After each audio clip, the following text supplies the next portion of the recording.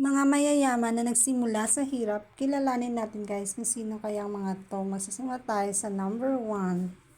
Number 1. Pinakamayamang tao na nagsimula sa mahirap na buhay, si Manny Pacquiao. Siya ay kilala bilang pambansang kamao at tumakbo bilang senador at presidente ng Pilipinas. Siya ay nagsimula sa isang mahirap na kabuhayan at nagsikap bilang isang boxing star at nagtagumpay sa mga laban worldwide. Number 2, Pia Wurtzbach. Siya ay ang kilala bilang Miss Universe 2015. Siya ay nagsimula sa isang pangarap lamang at nagsikap ng may kasamang determinasyon para makamit ang kanyang pangarap.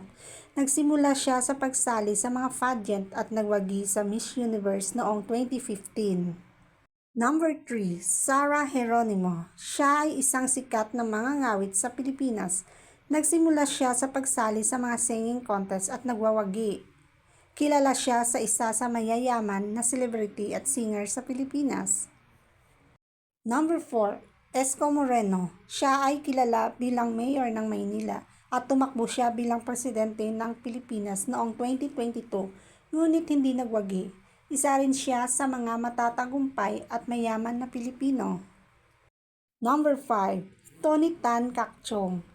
Siya ay isa sa bilyonaryong businessman sa Pilipinas at siya rin ang may-ari at nagawa ng fast food chain na Jollibee.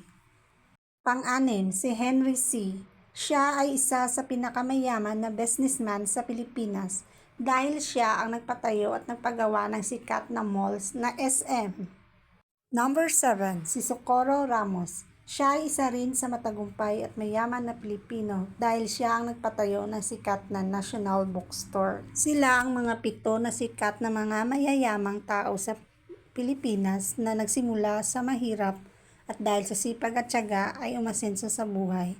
Ayan guys, kayo marami ba kayong alam kung sino yung mga sikat na yumaman na galing sa hirap? Paki-comment lang guys. Ayan, thank you so much for watching. Don't forget to subscribe, like, share, and click the bell button para updated ka sa mga next video na i-upload ko. Thank you so much again.